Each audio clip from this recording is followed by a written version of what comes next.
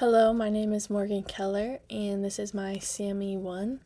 Obviously, it looks a little confusing at first. We're just going to walk through each individual subdivision, and then I have a few examples for some of them as well. So let's start over here with sports history, if I can zoom in okay. So first of all, we have sport history here. The definition is the study of different aspects related to sports, including sports origins, rule and regulation development, and social and cultural evolution. So this kind of goes over, obviously we talked about it a lot in class, but this is just kind of like the general overview of what sport history is. And then the three main subdisciplines that I came up with under sport history, one of them is cultural history. In this, it means that it's talking about representation within and across societies within culture, and then how sports figures and events have become symbols of national identity and or cultural ideas. So the two examples that I have for this is, so for Brazilian soccer, there's Marta and Pele, and obviously they're known as some of the best soccer players in the world. Marta for women's soccer and Pele for men's soccer. And they honestly have become just really big influences in the Brazilian soccer culture, as they've really changed what soccer looks like. In the second part that I have here for aspiring children, they really truly inspire the younger generation to become soccer players, and not necessarily become a soccer player, but to become one of the best soccer players. So I think they truly have been a huge part of cultural history, and especially in the Brazilian culture, everyone knows who they are. So just again talking about how they've truly made a difference in cultural history over time. Another subdiscipline that I came up with for sport history was social history. We'll talk about this a lot in sport sociology and in sport philosophy.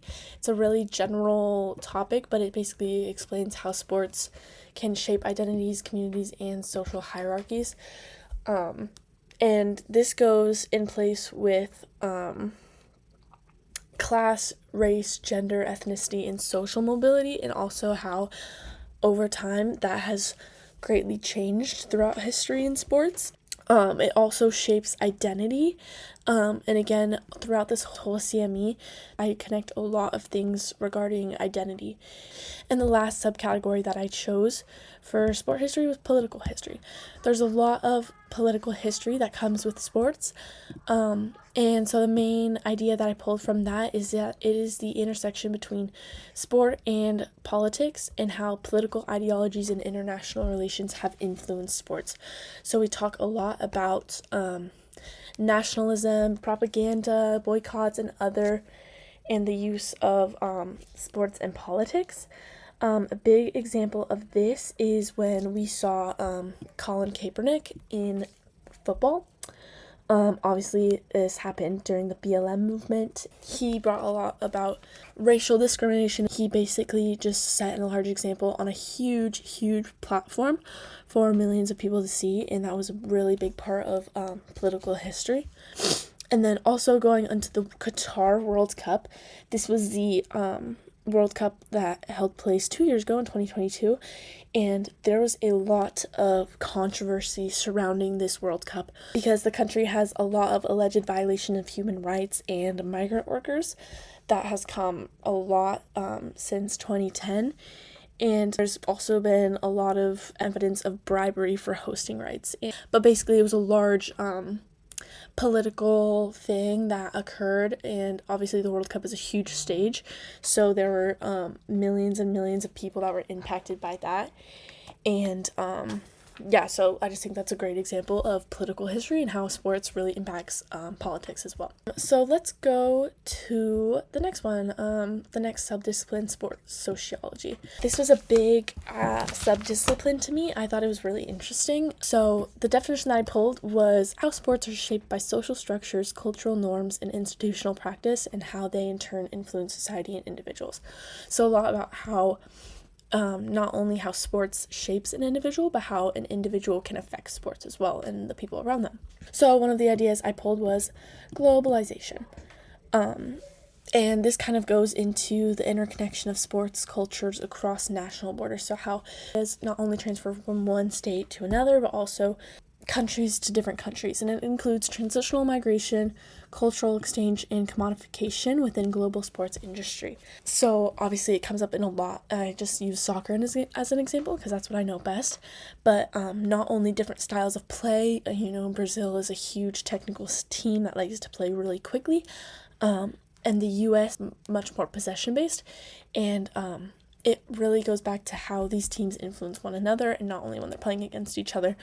It also goes back to smaller scale and how having very physical backgrounds can transfers through different countries and becomes a huge idea for a lot of different places. The next one I want to talk about is gender. This is obviously a huge piece of sports sociology. And basically it covers norms, stereotypes, and power dynamics based off of gender in the world of sports, going into discrimination and representation of women in media, and as well as women in leadership positions in athletic competitions. So one of the main things I'm going to be talking about is the athlete wage gap. Obviously here there's been a huge debate over women soccer players specifically being paid less than male soccer players. So for one example is that the Women's World Cup, the FIFA administration only offers a total of $150 million compared to the Men's World Cup, which offers $440 million. I think that this gap is huge and it should not nearly be as close as this. But again, it's just another example of the wage gap between genders. And the last subdiscipline that I pulled for sports sociology was participation. This is also a big one for me.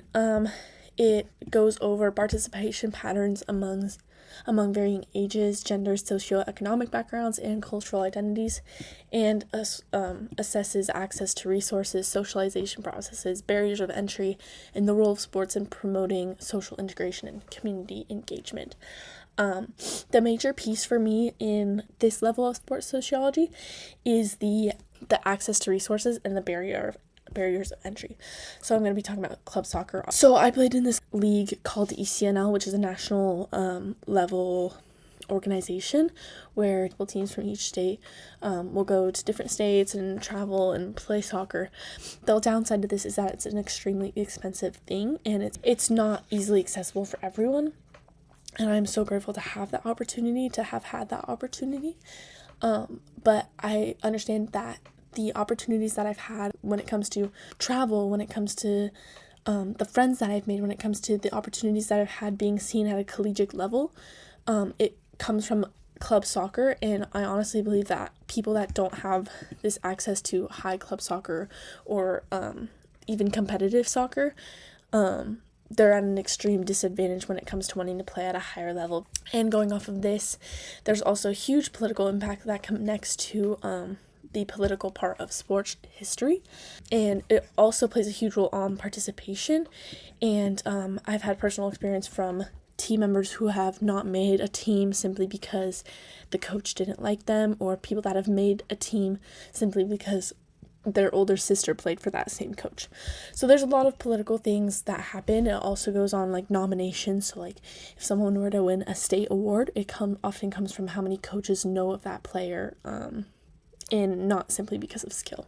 And there's so many different layers to sports sociology as well. So going down to our last subdiscipline, sport philosophy, the definition that I pulled from it is that it's the examination of concepts, values, and assumptions underlying the practice and significance of sports within individual and collective human experience. But basically talking about the importance of sport and the practice that goes along with it that affects each person individually. So let's go to one subcategory that I've put into that called metaphysics. This is the fundamental nature and ontology of sports and physical activity and how it affects players. It also touches on the essence of sports, the reality of athletic achievement, and the nature of cooperation and competition.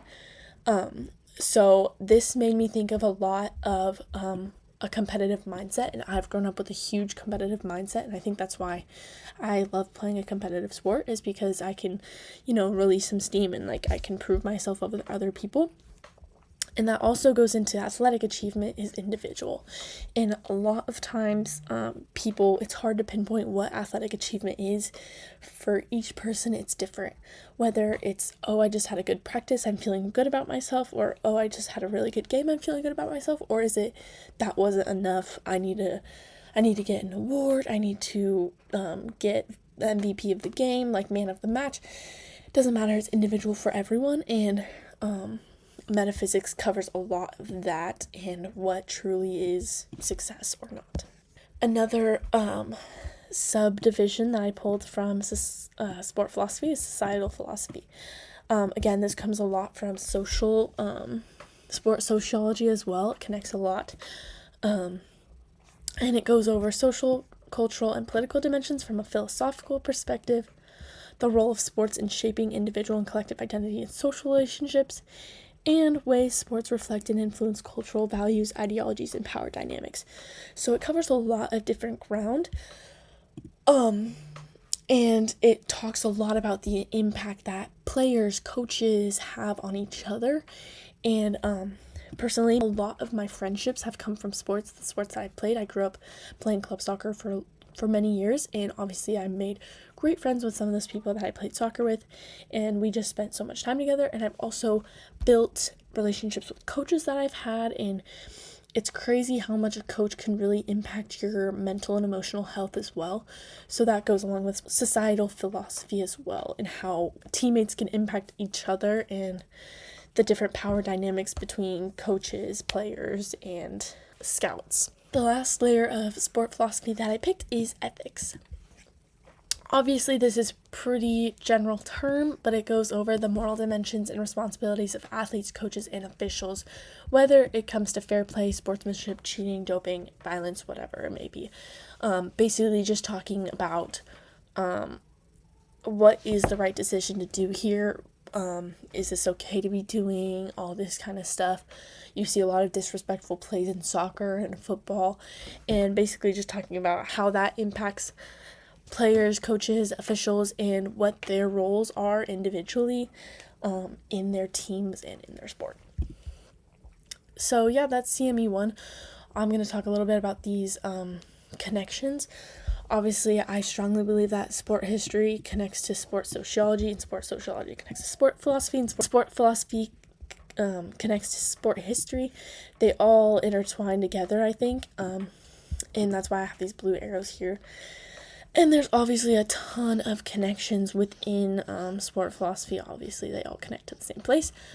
And there's so much societal and identity impacts that occur within these subdisciplines as well. So we see a lot of gender influencing a lot of these other things, whether it comes to societal history, political, societal philosophy, participation. It goes a lot. And that's a huge stepping stone to a lot of things, how it impacts a lot of other things. Also, globalization when it comes to cultural history, societal history. A lot of these history things come from globalization as well. And then a lot of these things also go to participation, whether it's a lot of social things, what is right, what are people used to, what are they, born to do, does that lead them to participate in certain sports or whatever it may be. And there's a lot. I would say this is one of the biggest areas that has so many things feeding into it is social history. There's so many ways that social history plays an impact on sports, and I think sports can shape a person in many, many different ways, obviously in all these ways and more. But I think this is just a good example of how so many things connect to another and how all the subdisciplines apply to one another. Thank you!